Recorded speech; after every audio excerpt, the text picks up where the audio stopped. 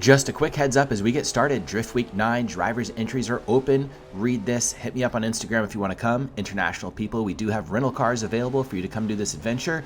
All turnkey, hit me up. Let's get started with this video. Come join us on Drift Week 9. Let's go. Hello, YouTube. I am obviously Aaron from Lone Star Drift, and this is Andy Seehausen. We have Andy Seehausen on today because I've known him for a long time. He's a really interesting guy. I start off everything explaining why we should talk to him and why he's here. Andy, I met him through a Pro-Am driver that took Pro-Am driving very seriously. He was the mechanic on the team, built an outstanding S13 with a crazy JZ, like unlimited budget, huge cool car.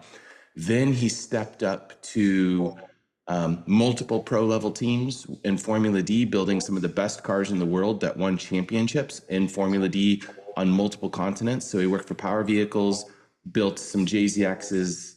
You can correct me on all this in a minute, or worked on them and everything and crewed on them, and then did a bunch of other projects, which I guess you can tell us about the Lexus if you worked on that.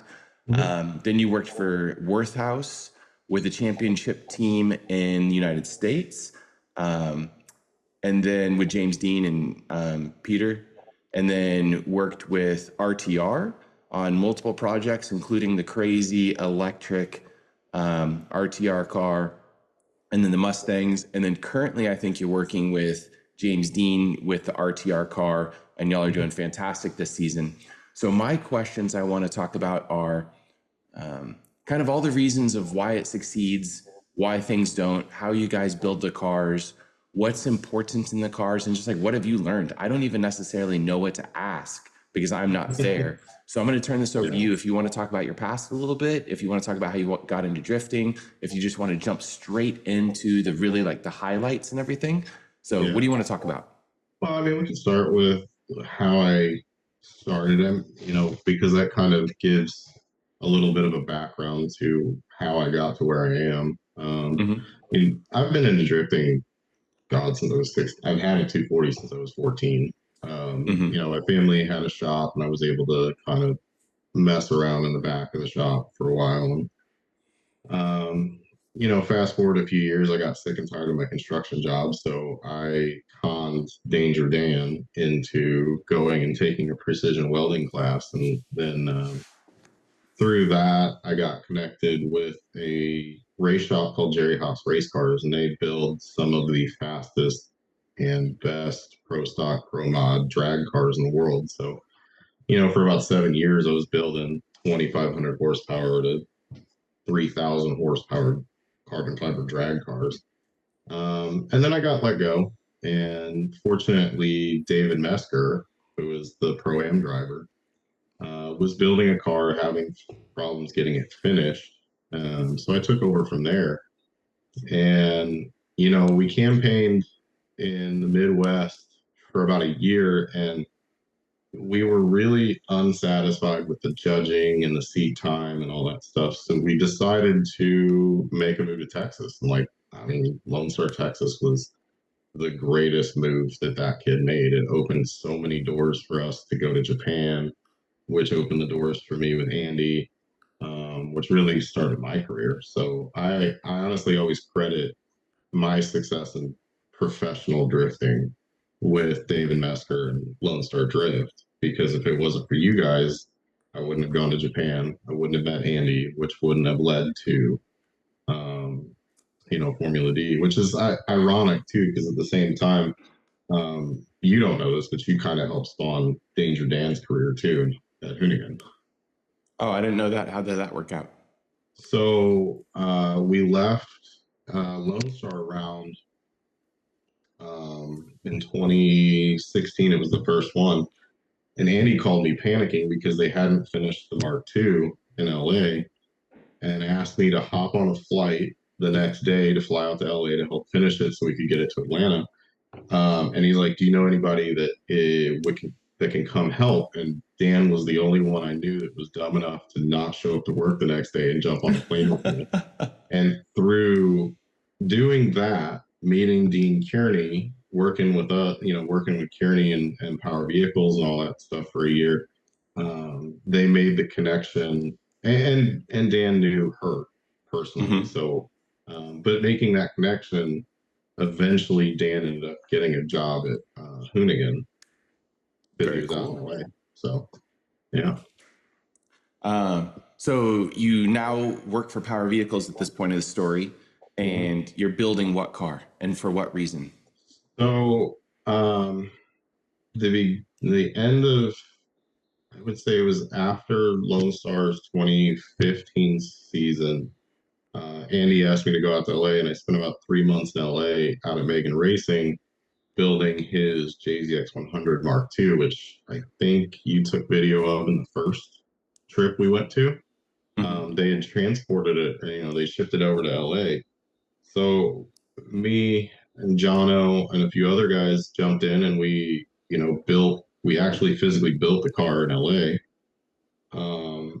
And Jono overstayed his visa. So once we got it done, he was supposed to be a crew chief, and he ended up having to leave the country, so I took over. So we did that for a year, and I learned a lot. Prior to that, I worked in an HRA, which is vastly different.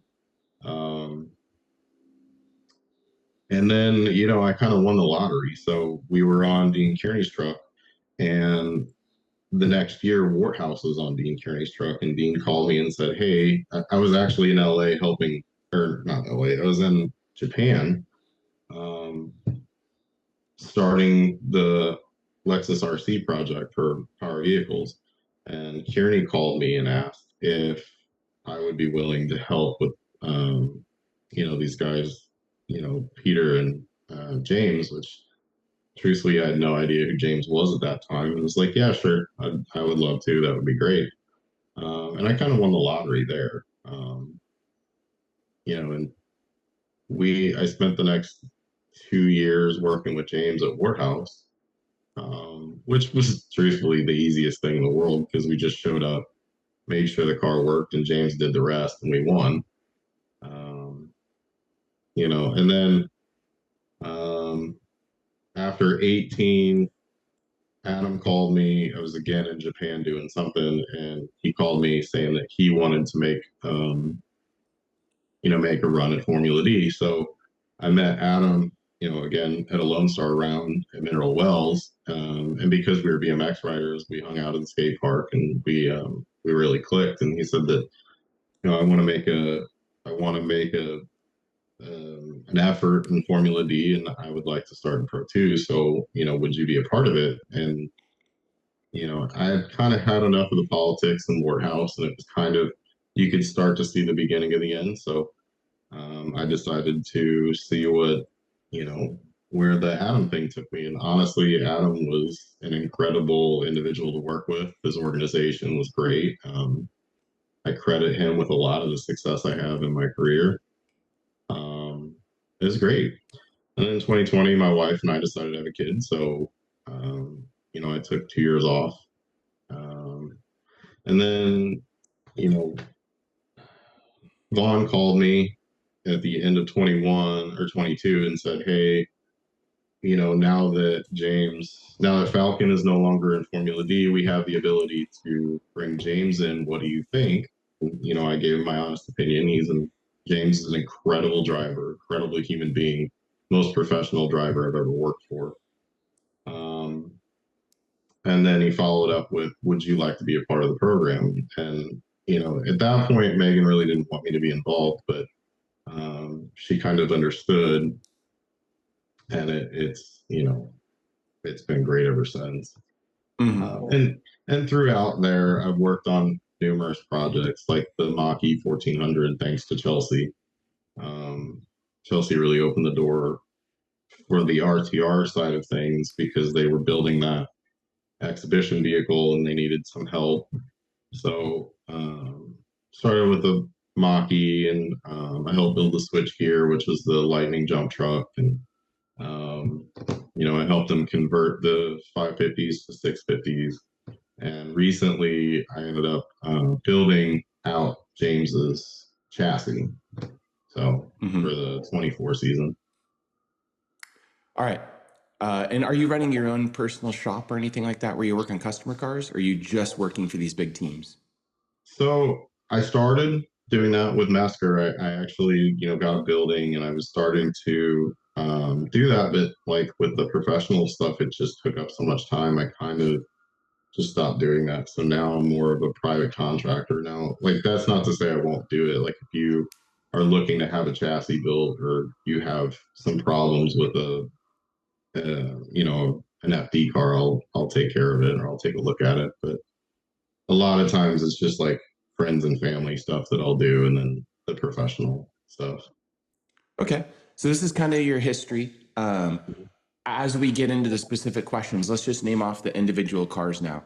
So I didn't realize that far back in like 2017 or 2018, you were working on the Lexus for power vehicles. Did you build that car, or was that just something that you worked on as like, what did you do to that? So I would say like a lot of times what I do is I start the chassis, like so I'll build roll cages, I'll lay the chassis out. So we'll do fuel cell, radiator, um, roll cages, cut the bodies up, get it ready for aero and stuff like that. There was an amazing fabricator named John O. Smith. You met him. He's from New Zealand. Like he finished that car out. He needs as much credit for that car as possible because his work is just incredible. Um, but yeah, so I worked on the RC. I worked on his Mark II. I worked on a few of Neon's cars. I flew over there and did Andy's Time Attack Supra. I did Benjamin Chiam's cage in his car. What else? Man, there's so many projects that like it's just I 90% of the time I don't see them finished, so I just forget about them. Okay, so you're mostly doing the fabrication work on them then. Yeah. And is that what you also do for RTR and for Worthhouse and for everything else? Is mostly just fabrication work, or are you doing much like drivetrain work? Well, so like with Wardhouse, I was just a fly-in, and when you use the term crew chief, that's such a loose term with me because with Wardhouse, all I was in charge of was making sure that the car was on grid, the car was ready. If we had an emergency, I was there, but like they had a full Polish staff that, didn't like to speak to the Americans and they just felt they needed to handle everything anyway. So, um, with RTR, I am crew chief. I have a tremendous mechanic underneath of me, so I assist her when it comes down to, doing the mechanical stuff. But like, there's weird little nuances with FD cars that unless you've operated a lot of them, you just don't understand it. So I kind of take care of that type of stuff. Okay. So that kind of covers that. I have a little tiny list of notes here I should pretend I don't have. What is it like building a Formula D pro level car versus like any other drift car? Because there's very few people such as yourself that have had hands in so many cars like that. Is it pretty similar or is it way different? Well, it's something that I actually learned it from you. There is a balance of cost versus need versus want, that you have to juggle when you're helping somebody build out a car. So like when we built Masker's car, we knew where we were headed and we knew that we were going for Formula D. So it was just like shoot for the best, put the best technology we could.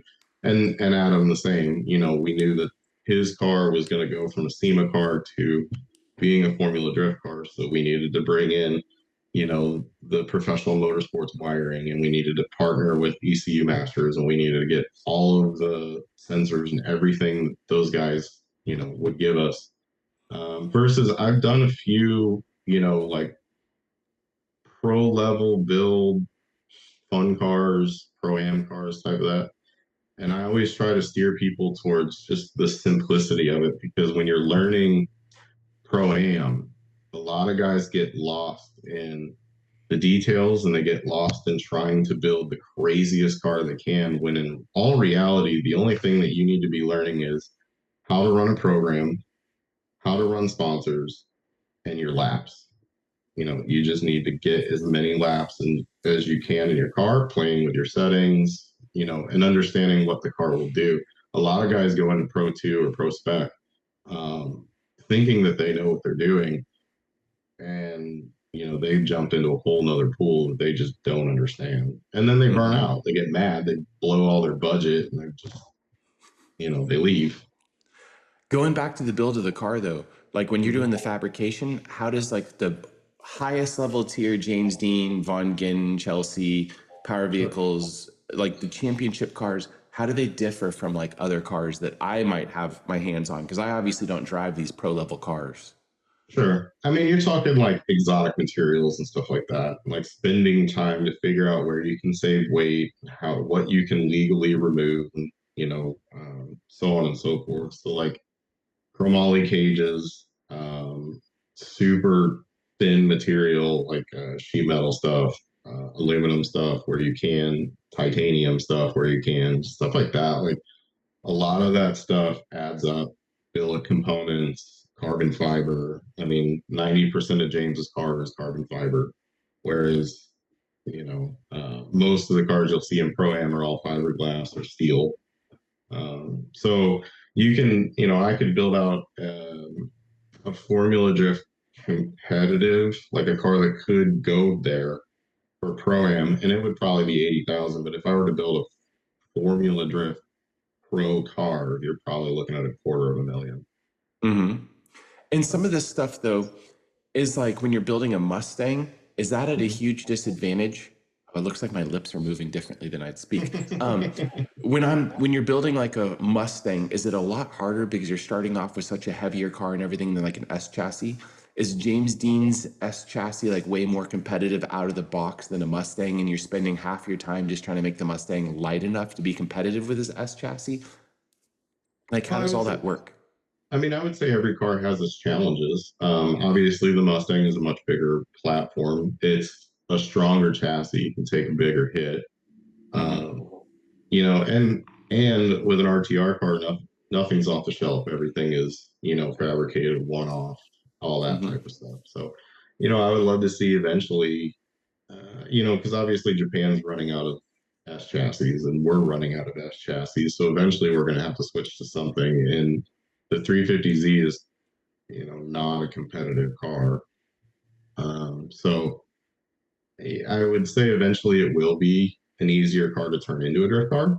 As it is now, there's just a lot more that goes into turning an RTR car into an RTR car. Versus, an S chassis is an off the shelf, a V8 Weiss Fab, and you go out to Pro-Am and wrecking house half the time. So, when we're talking about these like RTR and the Worthhouse cars and everything else, how much of this, like the build, because you're actually building these cars, how much of these cars are what's winning, and how much of it is just like James Dean is going to win in anything he is in? Is James Dean's S chassis that you had your hands on and everything else, or Peter's, are they the best S chassis in the world? Were they that much better than, say, David Mesker's red S13? Or are they just piloted that well and have like the exact right tire on it for the situation? Or how does all that work? I would say the setup is 90% of it. When I rebuilt Adam's car, to mirror James's car minus the dry sump.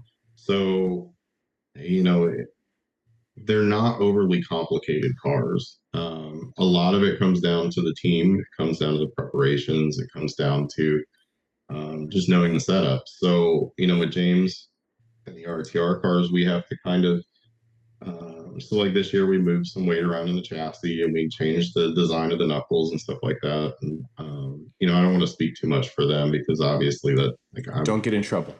I don't want to get in trouble. I'm a fly-in for them, and they are very good at what they do. But with that being said, like he's getting used to the car. James has 10 years, 20 years. I don't even know how many years in an S chassis. But it just comes down to setup, knowing your car. James more than likely could have hopped in Adam's car and absolutely done the same thing he did in Workhouse. So realistically, that car is not the secret sauce. There's not anything crazy about that car. It's pretty simplistic. Because No, I look really, at like, say, James Dean's car, and Mhm. on paper, a JZ is a terrible choice for like a Formula D car because of the weight, because of all these different things, how long the engine is. Obviously, it's a really potent package Um, that is reliable, which is important with all that iron in it and stuff. But like, you would think he would be even better in an LS. yes and no. I mean, it all comes down to the type of driver they Yeah. are. If they're a momentum driver, or if they're somebody that needs a V8 because they park it all over the place. JZs are a lot easier to work on in an S chassis than an LS. Um, but you're also talking to somebody that absolutely despises LSs. So, Well, let's just say a different package that's lighter. You know what I mean? sure. Um, So you keep saying setup. What do you mean by setup when you're talking about setup? just suspension setups, alignment setups, weight packaging, knowing how to utilize the tires that you have, because that is a big thing. Um, just I don't know. I guess what I'm saying setup is just how well developed your vehicle is. Okay. David did so well in Pro-Am because we had 2 years of just beating the crap out of that car and finally figuring out how to make it not break. Mm-hmm. You know, so When you talk about making use of the tires, what do you mean? well, so like in Lone Star when we had the gentleman's agreement with the KR20A or the KR20, um, I was also working at Ward House at the time. And we ran into a situation in Houston where it just poured buckets and it was raining like crazy. And my first instinct was dump all the tire pressure, take the sway bar off, yada, yada, yada.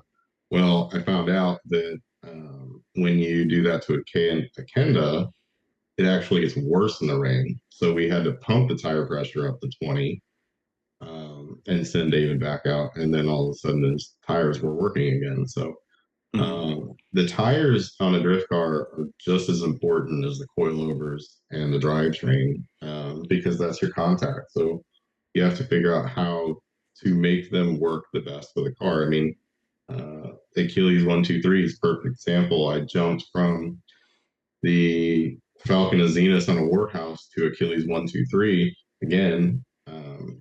With a Falcon, we were below, we were sub 10 psi in the tires. With an Achilles, you can't do that. The sidewall is just so stiff, and the tire's just too good that we were with Adam. I think we were in the 20s, Mm-hmm. and that was still a lot for him. Mm-hmm. Talking about suspension setup, are most of these cars, obviously the RTR ones are kind of way out there, but like with James Dean's cars, you don't have to throw James Dean under the bus, but are most of these guys, like when you talk, everybody talks suspension setup, this and that, and people think it's a lot of black magic. Is it really just bolt on the best coilovers that company has, put Wise Fab on the thing and just align it properly? Or is there a lot of like secret sauce to this? Or are the Pro-Am cars that do like have the same coilovers and that same actual arm kit and stuff like 95% of the way there? Like there's not anything crazy going on, is there? I mean, I would say they're 90%, 95% of the way there. A good coilover really makes a difference. And knowing how to utilize the coilover makes a huge difference. Mm-hmm. As far as black magic, I mean, James is an open book. So if you want to know what James's suspension settings are, he will straight up tell you. He's like, it's not going to help you beat me. That's exactly what I'm saying. I mean, that to me just tells you what kind of competitor he is. We tested some R&D Weissfab stuff, but really it's all off the shelf. It was the same stuff that I was buying for Mesker. It was the same stuff I bought for Adam. There's really nothing crazy about it. It was just knowing how to use the suspension, uh, meaning setting wise and all that stuff, and just drive your car. Okay. So there's really not that much into these FD cars other than they're really durable, they're well set up, as in the parts are installed correctly, everything's aligned out well, thoughtfully, the people understand how to use the tires. Like there's no rocket science here. I mean, I wouldn't say there isn't rocket science. Like there is science behind it, and there is always innovative things happening coming from other motorsports. Like, you know, we work with Clay from S&S. They build the 6XD. He's an incredible suspension engineer. And he's always working on something new from NASCAR and stuff like that. So like the cars work, there is a science behind it. But I don't think it's not like it's F1 where it's unattainable. Like you can figure it out if you're actually paying attention to it and not just partying. How much does that science actually make a difference though? Because like in the end of the day, I argue with Wout, if you ever seen our like episodes, and like half the time someone's sitting there circle jerking something, and then in the end lowering the tires 3 psi or doing whatever, since you know you're limited on how much horsepower you have to grip and all these other things. Like just a small air pressure change is going to make more of a difference. Or I would say the simple changes make a huge difference. And I also think, you know, I've seen fielding spiral before going down the wrong path. Like you can go down the wrong path very quickly in a drift car. You know, I used to ride BMX semi-professionally, and for me, and every driver is different. Obviously, I drive drift cars too, but for me on a BMX bike, my setup hasn't changed in 15 years. Drift cars to me are the same way. I think your car is basically the same way too, where it's basically the same recipe all the time, so you can just hop in it and go drive it. You know, Adam, like somebody like Adam or James, it's a totally different story, or even Chelsea, because they're constantly, I mean, they drive two times a week, a minimum. So they can constantly be playing with things and changing things and trying things. But for the guys that don't get to drive almost every day or every other day, you know, consistency is key, and just figuring out how to drive your car. You know, at the end of the day, one of the things I say, you know, one of my biggest things is like, there's no right or, I don't really want to say there's no right or wrong way in drifting. But it's not like NASCAR where there's like a very precise setup you have to put in the car for the track, and then the driver has to drive that car. Everybody's different. Everybody's style is different. I mean, Forrest Wang is totally different from Odi Bachis. So, you know, you have to find that balance. And you kind of have to set the car up for the driver. Now, you're also someone that sees these cars fail.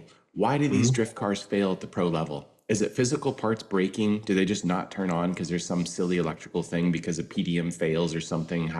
I'm channeling Wout there. Like, why do these cars fail in competition? Well, I mean, you know, we are finding the limits of the parts that we're using constantly, because there is no, like, we are building the industry. We are building drifting. So we're going to go through parts failing constantly. And I learned this from the NHRA shop that I was at. I mean, they've been building cars for 40 years now. And they kind of told me in stories how pro stock drag racing evolved into what it is today. And, you know, they constantly were going through parts until probably the early 2000s till they finally figured out the combination. And it turned out to be, you know, companies making their own blocks, making their own heads, making their own transmissions, which is exactly what we're doing right now. I mean, we've got Dart making 2Js with 4-bolt mains, and you know, Texas Speed, Mass Motors, they're all making their own LS blocks now. So I think what we started with was finding the limits of all the like the OE manufactured parts, and now we've got companies making them better, making bespoke parts for what we're doing.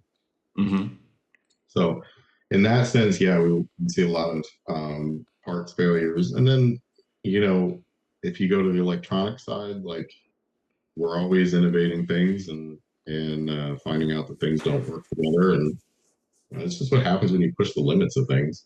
And are y'all breaking mechanical parts then, such as transmissions, engines, axles, or like, do y'all kind of have it like specifically in one place where you've got the weakest part, or you don't want to say? Yeah, I mean, what do these cars break? I won't speak for the RTR stuff just because, like, again, I'm a private contractor. But Don't when throw I, him under the bus. no, but like when you, well, for Adam's car, you always try to you try to build the car with a weak point that is easy to fix. Mm-hmm. In our case, clutches. Clutches are easy to change. Takes about 30 minutes. And when a clutch goes bad, it usually just wipes out a flywheel or, the hat.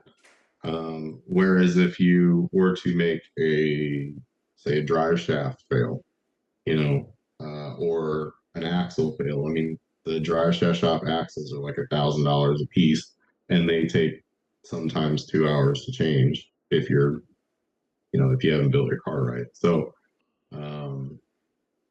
you just want to find the easiest thing because things have to break. Like cars have to break. So you have to find the easiest component to replace that would break with, the least amount of damage.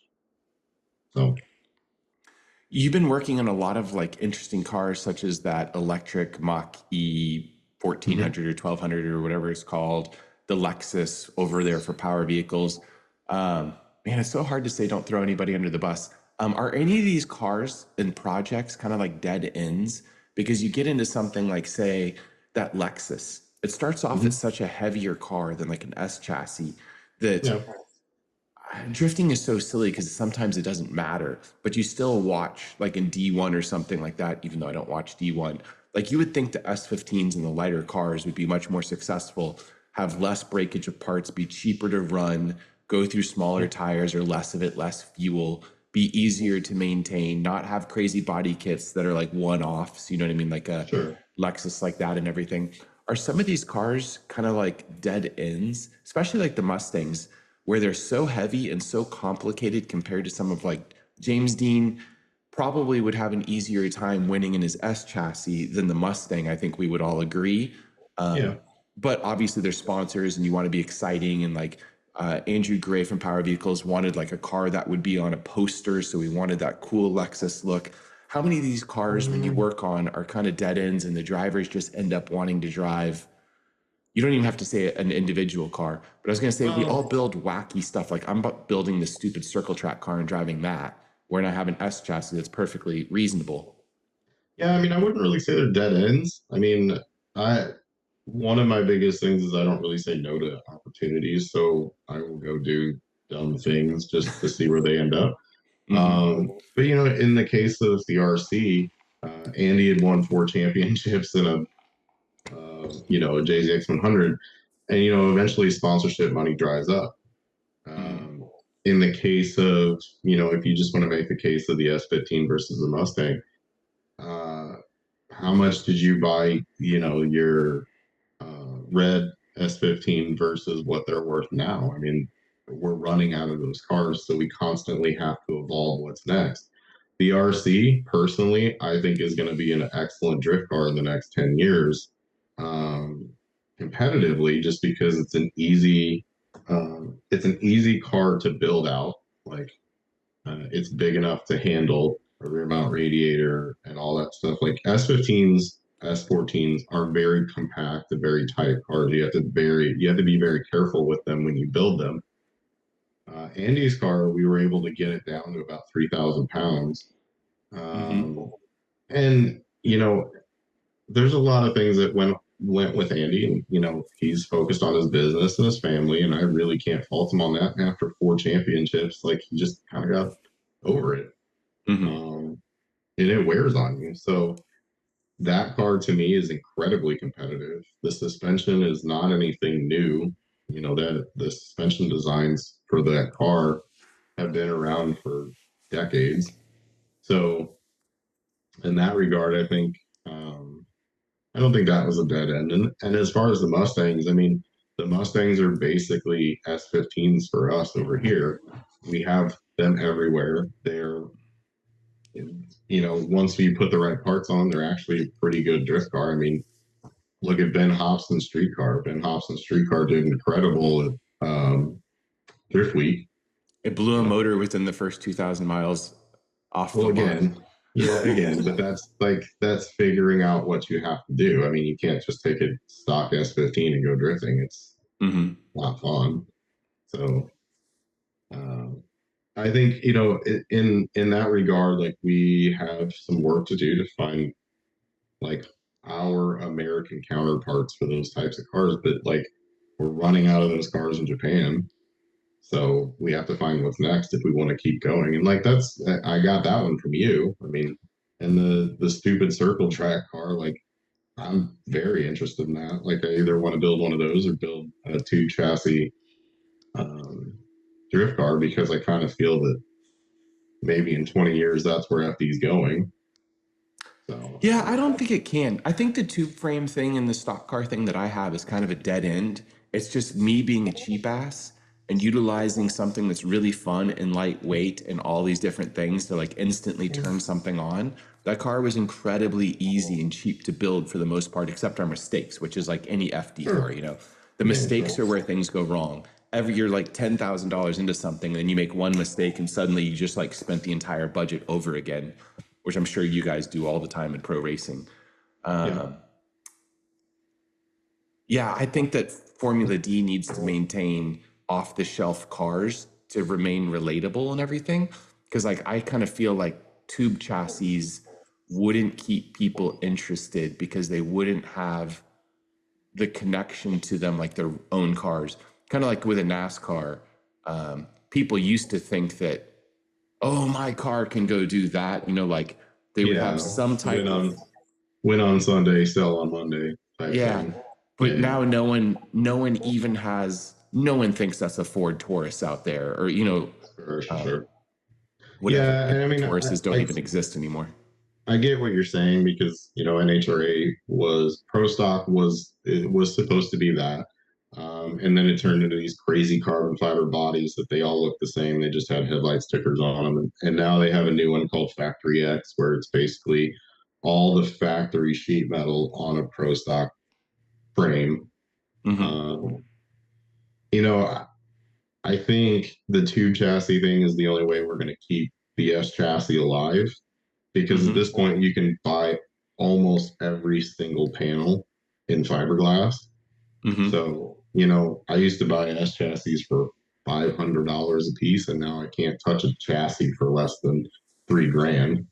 Hmm. That's worth a shit. So, I think that's the only way we're going to keep them alive, and that's kind of why I want to explore that option. But Timu needs to make some chassis for us. I actually thought in Juku, if they weren't so complicated to make, someone could actually start because like year one, and there's a bunch of replica companies for Mustangs and other things, but those were really high production cars with a lot right, more customers. Um, S chassis right. aren't that popular or anything like that. But there's only two companies that will make enough panels to make like a 67 Mustang. Hmm. And most of the time, those things are stamped in Taiwan and they don't fit. So, Oh, really? yeah, Huh. yeah. I've never I really build messed with them.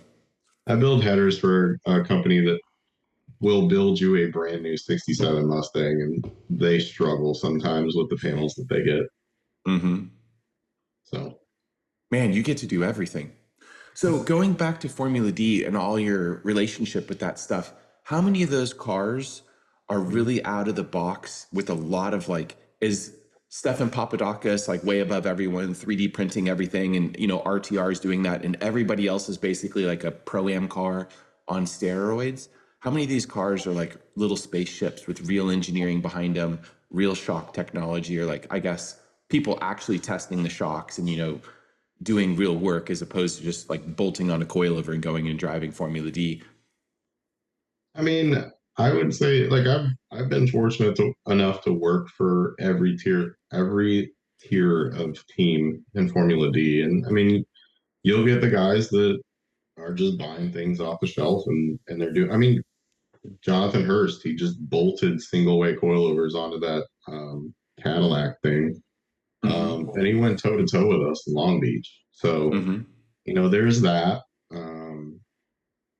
And then there are, the Papadokises and the RTRs and those guys that are really pushing the sport forward.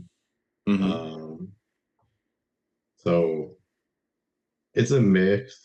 You know, I would say that there's obviously a recipe for competitive winning champion or chassis with the S chassis. But like, how many times do you want to see an S15 win or an S14 win? You'll never see an S13 win anymore. But why is that? Because no one has one? nobody has one. Their subframes are not the greatest, and honestly, nobody wants to sponsor it. So unless you've got some guy that just comes in with $1 billion that just wants to blow it all, you know, Yeah. that's what you're stuck with what you get. Okay. Hold on, interesting thought to think about. Let me plug Go this for it. in. Your laptop. Yeah.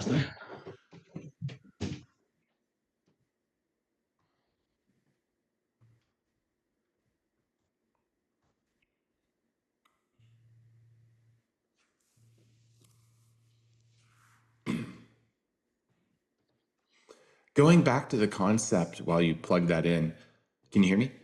Yep. Going back to the concept of you guys are building world-class cars, but the drivers still make a bigger difference in these cars than the cars themselves do a lot of the time, as long as the car is adequate level to like win a championship.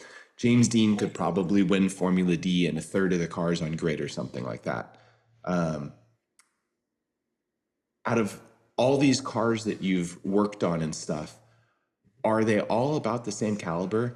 Like Power Vehicles, Lexus, James Dean's S15, the Mustangs and stuff? Are some of them just like heads and shoulders? Because like Chelsea always talks about, oh, I get rolled down the straight by this other guy, and I just cannot compete because that car is so much faster down the straight.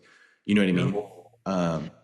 Are some of these cars, what? Every car is going to have different characteristics. I mean, and the way that you set the way that you set them up or you do a wheelbase on them or you know whatever is going to have an impact on straight line speed and forward bite and side bite and all that stuff. But you just have to pick and choose what's best for you. You know, when it comes down to the cars on grid, I will always say the RTR cars are the biggest or the most to handle. Like they're the hardest cars to drive. And that's not a dig at them like that. Like the drivers should be celebrated for how well they drive those things. You basically have to drive that car like it's going to kill you. And you know, Chelsea will say the same thing, and Vaughn, my God, that dude is an animal behind the wheel of that car. Versus, you know, some cars are just, I mean, God, JZXs are very easy cars to drive sometimes. And I know Andy's going to hate me for saying that, but, you know, he's, but yeah, I mean, it's one of those things where you just have to take the good with the bad. BMWs are better at some things than Mustangs, and Mustangs are better at some things than, you know, S15s. So, I think that's what keeps the sport interesting. And that's where I say, like, you just don't want to sit there and watch a bunch of S14s with, you know, mass motors and Weissfab kits. You know, no, I 100% agree with that too. I think what keeps drifting interesting and exciting is there's so many different types of cars on grid that look like what they should look like. Like a Mustang somewhat looks like a Mustang is going against an FRS or a GR86 or an S14 or a Ferrari or like everything. I think the Ferraris and like the Aston Martin and all these different things keep drifting interesting and keep it accessible. And if all that stuff was tube frames, I don't think people would get super excited because drifting is very repetitive and drifting is not always that exciting to sit through because it doesn't have a great format for people to watch. Yeah. I mean, I think they like from a general broad perspective, you're correct. I think the two chassis thing appeals to guys like me, and drifting is very DIY. So eventually, you know, everybody kind of gets to that point, unless you know it's you where you just want to hop in the car and run some laps. But for guys like me, like you know, a friend of mine down the street, he built a two chassis car and decided that he wanted to explore the EcoBoost motor because SRs are unobtainable. You know, and it's turned out to be an incredible you know, I won't say exo car, but that's kind of what it is. It's based on a 240, and we could hang 240 sheet metal on it, but he kind of wants to keep it as, you know, a tube chassis drift car. Do you like that EcoBoost motor in it? I mean, so far, yeah, it makes 370 foot-pounds of torque and it's stock. So, I mean, how can you complain? You know, and it's You not. complain because they sound terrible. Well, so do SRs. Yeah, that's true. God, they I sound mean, so bad. yeah, exactly. So, And SR guys think they sound amazing. I would rather take a $3,000 EcoBoost motor versus a, you know, $7,000 SR that's going to blow up. I mean, you open up those valve covers and let the little JDM fairies out, they blow up. So do you have any projects that you're working on right now or looking forward to that are going to take up the next like 6 months or a year of your time that are cool? Or are you basically just focusing on the RTR stuff right now and you're at mid-season and don't have anything on the horizon? No, Or you can't talk about it? I do have projects. I can't really talk about them. You know, I do have like the random, like somebody's going to pay me to put a V8 in a Lotus Evora and stuff like that. But as far as like stuff I can talk about, I don't really have anything. Okay. But yeah, just focusing on staying busy, trying to, you know, FD is not an easy series to make a living in. I would say I'm probably one of a handful of people that can. So, you know, it's. Oh, do you want to talk about that? The financial aspects of trying to be, that's a great actual thing. I had a whole series of videos that I did in the past about people that have made drifting their professional careers. And there's probably over 100 people now in the United States, maybe a couple hundred, but it's still a tiny fraction of people. And almost everyone can't do it from the driving perspective. They have to be media. They have to be a mechanic. They have to be a truck driver. They have to be whatever it is. It doesn't end up being a driver. I mean, I would say almost 90% of the people in FD have some sort of side hustle or not, or like side income or whatever. Like for me, you know, the real unsung hero is my wife. She is in corporate America and allows us, like her salary allows me to be able to do what I do. You know, I am very fortunate in the fact that I have been able to make a career out of being around Formula D, but I still have to do projects like the Mach-E or, you know, whatever comes my way to pay the bills. I just don't think the sport is there. It's not like NASCAR where we can just totally support a ton of people like that. Like we just don't have the sponsors. It's interesting though, drifting continually grows, but it doesn't grow as fast as people think it's going to grow.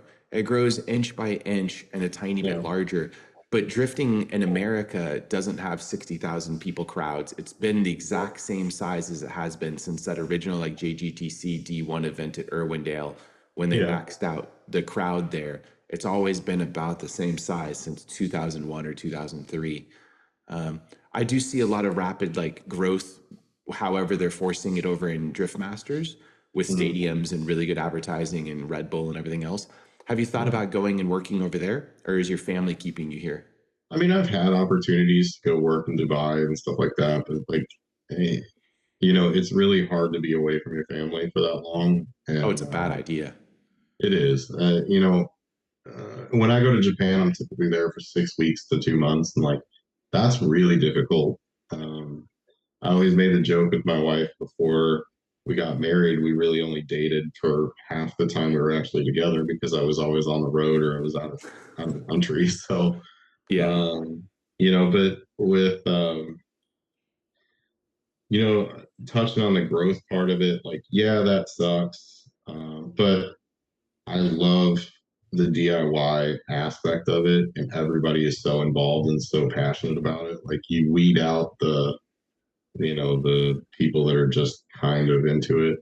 Most of the people that are into FD are like heavily into FD.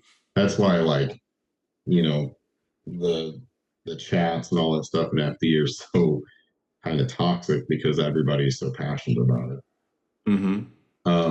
And as far as like the European thing and like how they have more crowds, like we have so many professional racing series in the United States versus over in Europe. Like Mm-hmm. we're all competing, for a limited amount of people that are going to pay attention. And you have NASCAR, you have NHRA, you have all these other series. I mean, God, look at Rally.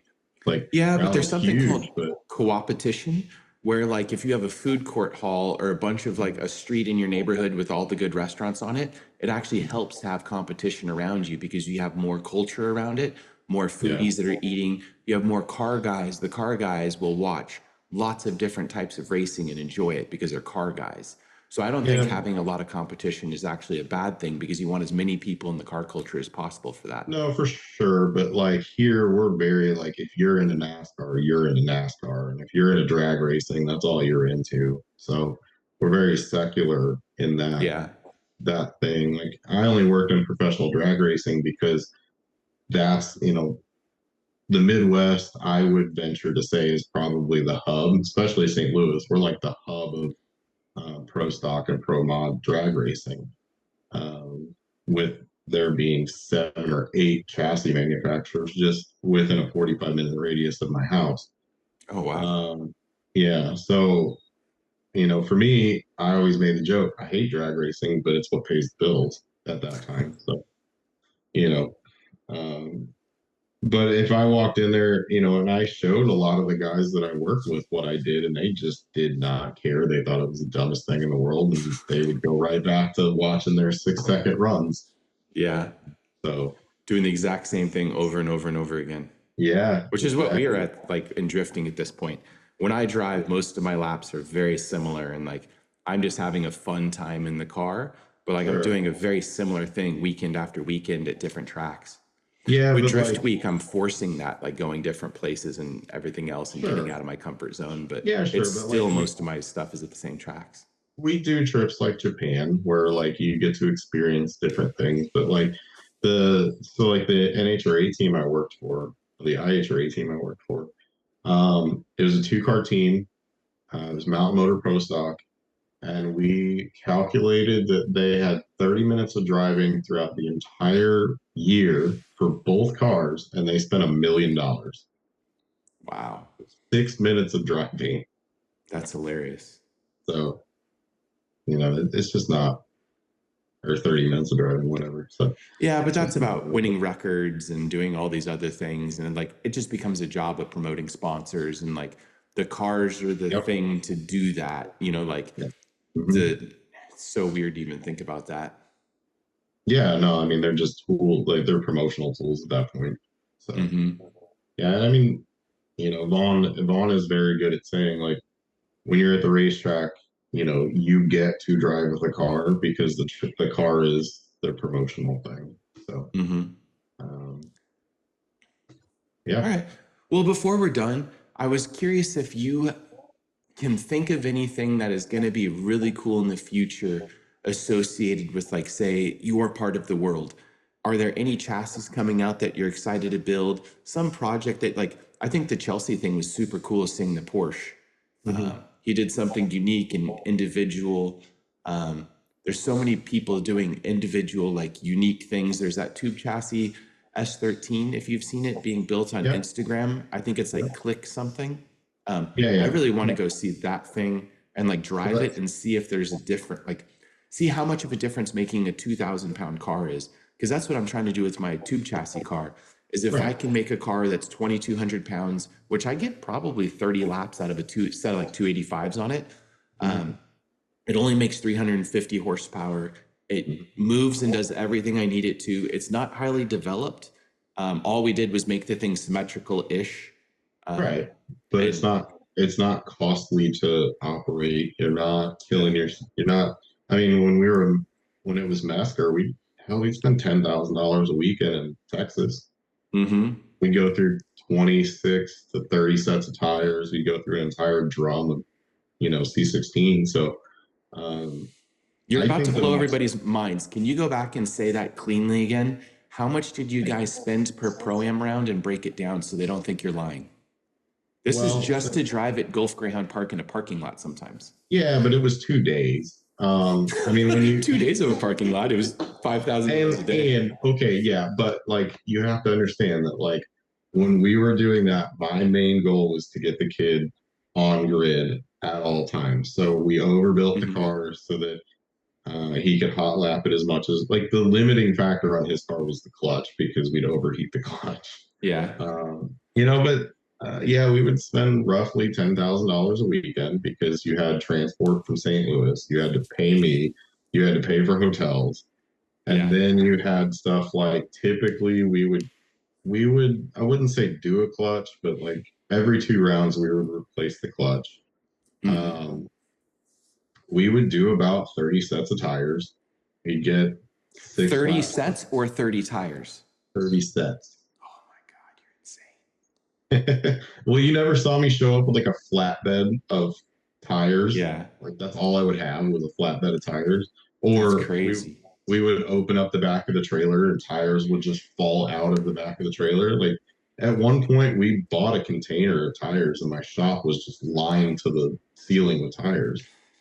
At least they were cheaper back then. Keep going though. They were way cheaper, yeah. But no, I mean, you know, I hate to say it, but that's just the cost of doing it. You know, if you're gonna start and you want to go to the top, like it costs money.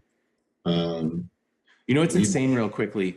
I want to make sure everybody understands Andy's not even getting rich off this. That's just all the consumables of the car and traveling and hotels and tires and like running a high level car that's burning through $500 of fuel per day.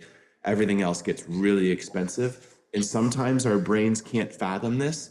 But when you're working and you have to pay someone's wages to like take a week to prep the car, physically drive the car down, spend nights in hotels, you know what I mean? Like it was your life taking care of that car, literally a month for each 2 days he drove that car. I mean, understand how expensive it is to have someone else operate your program for you. I mean, just because you see that car for 2 days doesn't mean there isn't 2 weeks of prep before that of ordering parts, repairing the chassis. You know, I can't tell you how many bent coilovers we went through. Or I've never bent a coilover. Really? Oh, no. How do you bend them? Well, if you go like rear wheel contact, you'll bend the rear coilover real easy. Or maybe I just have bent coilovers and I don't look. You probably have bent coilovers, you just don't know it.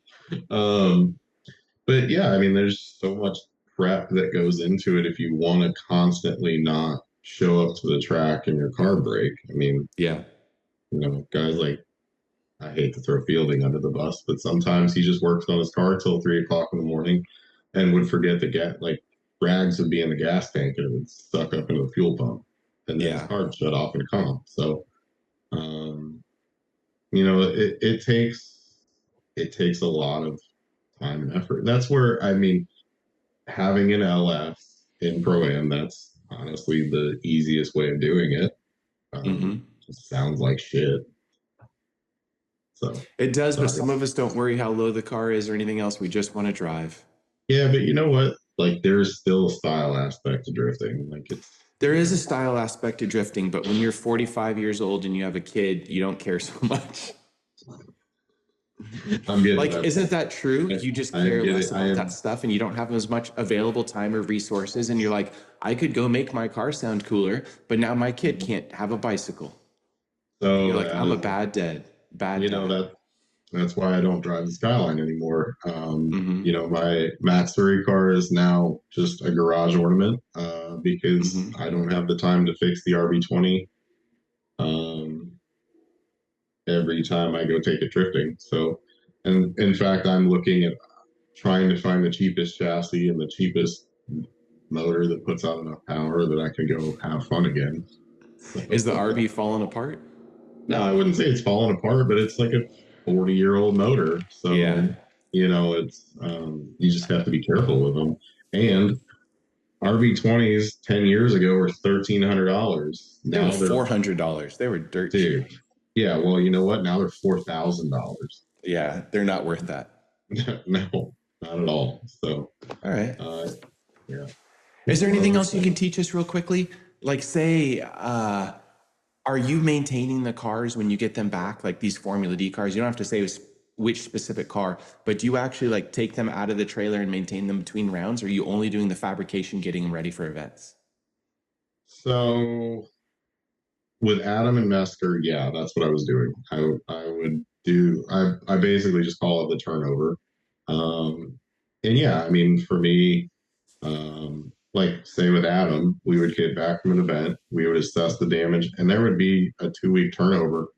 Um, Inspecting or changing the clutch, inspecting the gearbox, changing all the fluids. You know, the guys at RTR make fun of me because I would go as far as to pull the coolant on Adam's car just to make sure that we weren't having a head gasket failure or anything like that. Um, you know, so yeah, there for a while it was with RTR. I'm flying, so they have a team and a crew of guys in Charlotte that do a phenomenal job fixing and repairing and turning those cars over. If I have to go down, sometimes they get overwhelmed and I'll go down and I'll help do repairs or, you know, fabrication stuff. But um, for the most part now, I'm just a fly-in. So going back to the cars that you did maintain and everything, did you really like pull the transmission, look at the transmission? You looked at every control arm, you put the car in an alignment rack between events, you checked the coolant, you checked all fluids. And did that stuff actually help mitigate breakage all the Yeah, time? I would Or say, yeah. So with Adam's car, Mesker's car, not so much, just because his was kind of a bulletproof setup. It was a G-force with a 2J, and once we got the 2J, and it was a 650 horsepower 2J, so they don't really break.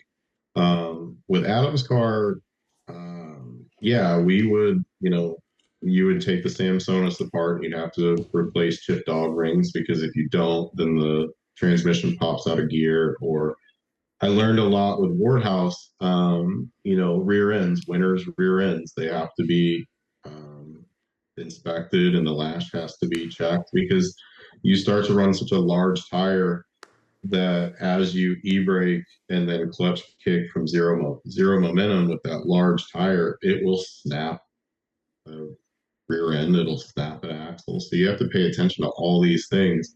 Mhm. Um, you know, and a lot of guys they don't do nearly as much maintenance, and I'm not going to say that that's what causes their failures. I kind of took it to the nth degree because I take my job very seriously.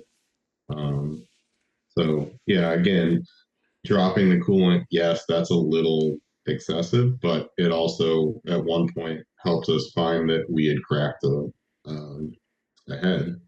Mhm. So, you know, Jumping back really quickly, when a person thinks that they're buying the ultimate piece of equipment, say a 6XD transmission, which I don't know anything about, it's like a sequential that's 6 speed or something like that. it is a G-force sequential, Okay. basically. So you have a G-force sequential. You are physically taking this thing out of the car, opening it up, and looking at each individual gear and dog ring and everything every event.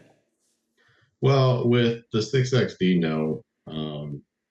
In fact, my personal experience, Clay does that stuff, Mm-hmm. and we'll do that every other round. Okay. But yes, with Adam's car, we would pull the Samsonite out every round, and Chris from Hoon Performance and I would go through the transmission and make sure that all the dog rings weren't chipped. I mic um, all the clutch discs, and write that stuff on the clutch disc so that when we get back from the event, I can see how much wear we have and see if we're within the threshold of replacement. Um, you know, stuff Wow. like that. Because I learned with Mesker one time we almost had a perfect season, other than that stupid pinball round that you made us do. Um, and we lost the first round because we lost the clutch. So I Mm. learned at that point that I had to start miking the clutches and making sure that they were within operational specs. So, and that to this day still, I do that with RTR. We typically will take the clutches out and check them every night to make sure that um, we won't have a problem in the morning. So going back, that means you take care of this one Samsonite transmission. This one Samsonite transmission lasts you all year with no failures. You're just checking it and it doesn't break and you have no issues because you're checking it. Or do they still break? They still, I mean, they will still break. Everything has a threshold. I mean, with Adam, everybody knows in 2020 we went through a lot of motors, and that's because Wait, how many motors? A lot. I don't know. Oh, no, I mean, is that 1 or 2 or 10? I'd say probably 4. You went through 4 built JZs? Are they like Titan motors? They all had a backstory behind them. Like, okay, but I mean, they're built motors that are like they were all 3.4s. I mean, one was a Ryan Turk motor. One was a Turk motor from like 13 that, you know, we ended up cracking the cylinder wall, which not really our fault. That's a fatigue thing. The motor after that had a bad batch of pistons in it, so the anti-friction coating fell off, clogged up the oil pickup, and then we lost the motor because of that. One of them was a staffing error. You know, somebody drained a catch can and forgot to put oil back in it, and it starved it full of oil. I can't remember what the other one was, but so we went through a few motors, but like, again, that's racing. Yeah. Okay. Back to the transmission thing. So how long do those transmissions last? I think Adam still has that transmission in a different car. Oh, okay, cool. Sure. So I was just curious if like you left them in a car unmaintained, if they would last all season, or you really have to do this and then they still break. Like how reliable some of these race car parts are. It depends on the part. I mean, Mesker's transmission in his red car, that is a 40-year-old Jericho, which Jericho was bought by G-Force like 20 years ago. I pulled that transmission apart probably 6 years ago. Past that, it hasn't been touched. So, you know, you just make sure that the fluids are changed. NASCAR. Well, I mean, they have to build that stuff reliable. They are the most okay. So perfect example in Long Beach, we had the radiator fans shut off on James's car, and we saw temperatures of like upwards of 270 degrees. And James came over the operating temperature for a NASCAR, but keep going. Right, exactly. And James came over the radio panicking and was like, I'm seeing this. And Ray went over the radio and says, hey, this isn't a 2J. That motor is meant to run at that temperature. You're fine. Go, you know, do your second run. And, you know, we ended up winning the battle because of it. So that's amazing. You know, NASCAR, they are the ultimate torture test. So that's why, you know, a lot of teams are stealing parts from NASCAR now. I have a real Roush Yates 358 in my NASCAR that I don't drift. And learning about it and stuff, I learned that they purposefully run the oil temp and water temp at like 270 and stuff. And you're just like mind blown. You're like, what are you talking about? I was talking to some Roush guys and they're like, yeah, like makes more power up there, does this and that. And you're just like, oh my God. Right. And they're running non-synthetic oils, I think, that high. They're just like high zinc non-synthetic. Yeah. Yeah. I mean, they've got it all figured out, minus the push rod thing. It works. Yeah, I guess. Just sounds awful. Yeah. Well, the push rods don't make it sound awful. My small block Chevy sounds cool. Oh, you don't like my little small block Chevy? The only car you ever had that I liked was the 180 header S13. I'll link you my little small block 358. It sounds cool.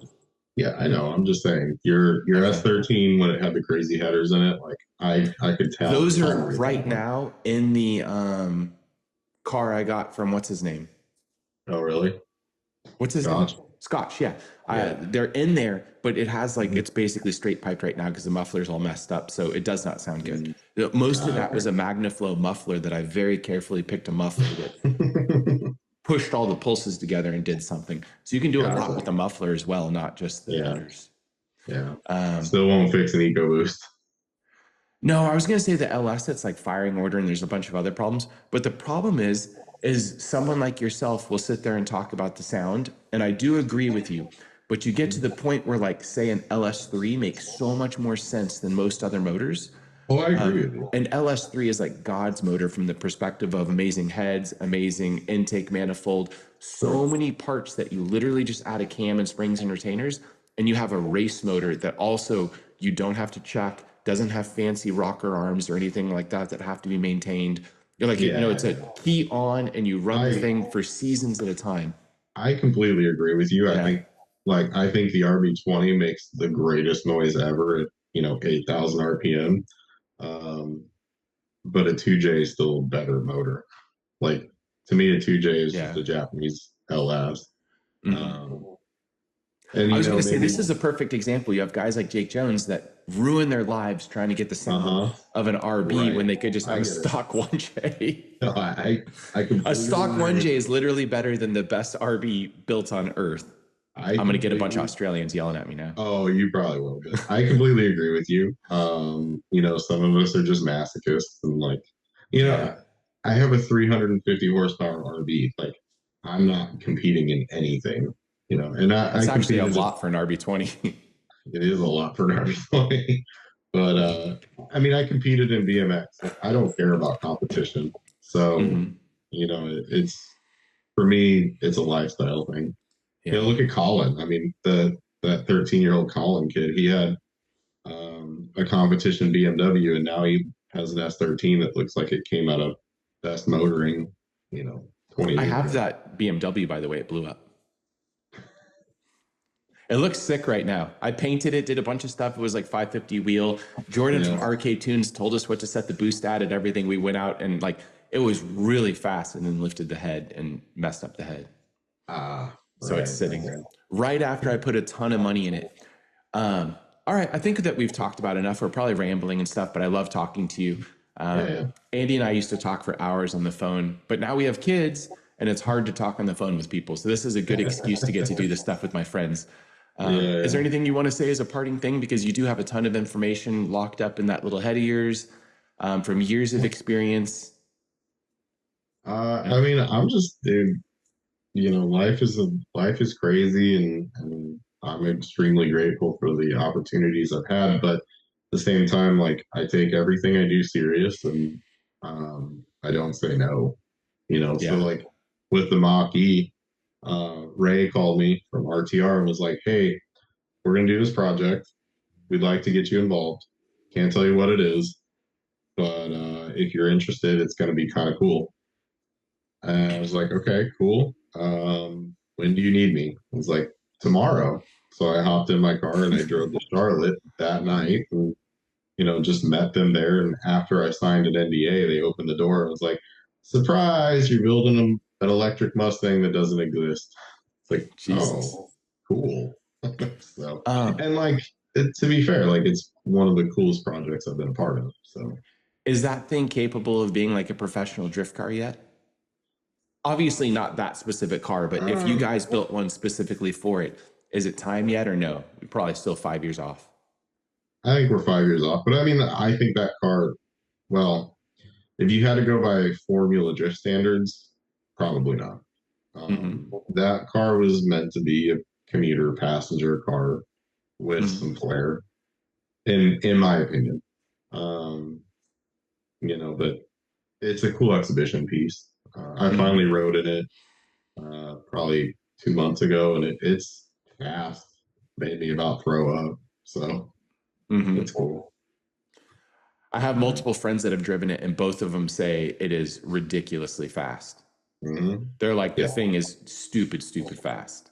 Your mind can almost not comprehend how fast you're going, like, from a dead stop. And obviously, like, Vaughn was driving, so it was just one of those things where it was like, I don't understand these things, and I'm just trying to keep from throwing up at this point.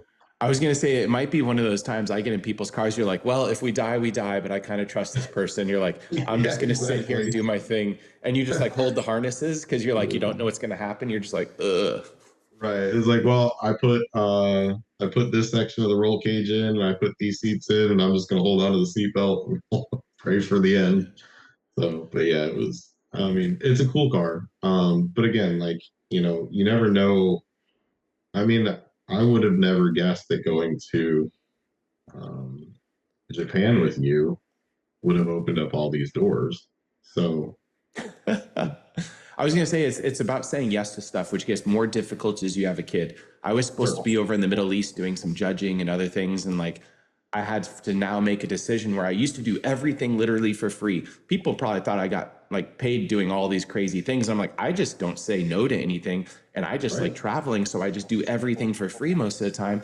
And now with a child, I'm like, you have to pay me this amount. It doesn't matter how cool my experiences or anything else is. I have a family, and you're like, I have to make ends meet, which is difficult now. So I was going to say, I used to say yes to absolutely everything. And I still wish I could, but it's getting harder and harder to say yes to everything because there has to be like a mortgage payment attached to it kind of thing. Which sucks. You don't realize that as you get older. You think that you would be more able to do whatever. I guess in my 30s, I was able to do more like of anything complicated issue. I guess, but at a certain time, at a certain point, it just starts to weed out the stupid opportunities. And, you know, once, you know, one thing I learned with my son was once I had a kid was that life is, you know, time is precious. So, yeah, you know, I feel like sometimes I leave for a week and I come back and he's already grown an inch, and, you know, he's got 5 more words in his vocabulary. So, you know, it puts things into perspective. You know, so it's a good and a bad thing, but yeah, at the same time, like, you know, I can't go run an FD team for free anymore. Nope. You know, so I'm fortunate and I'm grateful for the opportunities I have. And I'm grateful for, you know, the people that ask me that stuff too. But at the same time, like, I have to pay bills. I'm grateful you asked me to work for an entire year for free, but I have to respectfully decline. Oh, yes and no. I mean, it's one of those things. It's like, thank you for thinking of me, but like, I just can't do that. Like, I financially cannot do this. So, you know, one of the things is like, I do help out Federico every once in a while. And I like to see people succeed, and, you know, I like to see an impact, but I can't work for free. Yeah. You know, so. Way to throw him under the bus and saying he's not paying you, even though he owns a Ferrari. I'm not saying that, but like, you know, the Ferrari is an incredibly expensive vehicle to fix, and he has to have a budget to fix it. You know, whereas an S15, you can call up any shop in America and pick up whatever part you need. So. Except headlights. All right. Well, thank you so very much for giving me your time. I've been very interested in following your career as it's happened and unfolded. I call you all the time and ask you to like spill the beans of all the cool stuff you're doing without getting through your NDAs and everything. Not many people get to say in drifting that they're doing such cool things that they have to sign NDAs. So I look forward to seeing the next 5 years of your career. You're going to be working on like spaceships that drift or something like that. I have no idea where it can even go from here. You're at the most expensive, highly funded team building the most interesting cars, or I guess you should say the most. I would say they're the most advanced, to be honest. Advanced. That's what I was going to say. Whether they need to be advanced or not to win, because they've got the best damn drivers. Yeah, I mean, I agree with that. Yeah, you know. I think it's interesting. And I like the concept that even with the most advanced cars possible, and with drifting advancing and everything, you still don't need it. It's still the drivers, but the drivers that are the best go to the most advanced teams, which just snowballs the problem of they're going to win with the best equipment and the highest budgets and everything else. Even though the highest budgets and the equipment doesn't matter as much, it just buries the competition even more. I mean, I don't know about all that, but like, you know, it's great to finally be with who I perceive as the best driver in the world, driving for the best team in the world. So, and I'm grateful to be a part of that. Well, you're a key little part that gets to go along with him. How many years have you been working with him, by the way? In the capacity that I'm in, only this will be my 2nd year, but I've been working with on and off with RTR since. Oh, I meant James. Oh, James. Yeah, it's got to go back like 6 years now. No, I worked with him for the 2 years that he was at Warhouse. So I missed. No, I know, but I was going to say that was 6 years ago. Yeah. Yeah. So it goes back with like a relationship with the best driver in the world and stuff for 6 years. That's rad. You get to do so much stuff. All the information that you've like pulled out of all this, you have some of the best information in drifting on how to build stuff, how to maintain it. That's rad. I've probably forgotten 90% of it. But that's just because you fall on your BMX bike and have brain damage. No, it is. I definitely have brain damage. But you know, it's always funny to say to people, it's like, yeah, I worked for James Dean, who, you know, at one point in his career, he won 3 championships every year for 3 years. And then I worked for, you know, Andrew Gray, who has 4 FTJ championships, almost back to back to back. So yeah, it's been a crazy ride. That's for sure. That's amazing, man. Good job. You have a great resume to go get your next job as drifting falls apart in some other industry. You're like, look at this. We did really successful burnouts. Right. I'm going to go try to get a job at Boeing, and they're going to look at my resume and think that I was, you know, putting wheels on cars and stuff. So. Oh, actually, Boeing probably needs a bunch of people. They have a bunch of empty spots from people that keep dying. They need some spots to fill.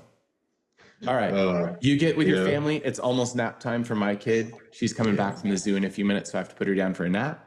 Cool. I thank you very much for doing all this. This is an easy way for me to make a YouTube video and get back on the channel. I've taken some time off because of my kid. I was doing too much and everything, which it sounds like you're also doing too much. Yeah, but like, you know, one of the first, probably the happiest moment I am is when I come home from an FD event. Like, I get to just hang out with my kid. So, you know, there's a level of that. And he gets to hop in the R32 and we just go drive around the neighborhood. So my kid has never been in any of my race cars yet. But I did have an H1 and she loved it. And then I traded it, got rid of it. And then I sold that car to put money down on my house. So, well, the important things in life. Yeah. Mortgages. Yeah, right. Adult things. All right. Well, thank you so much. I'm going to quit recording and you don't have to get off yet. We'll say goodbye, but goodbye, YouTube. See you later, guys.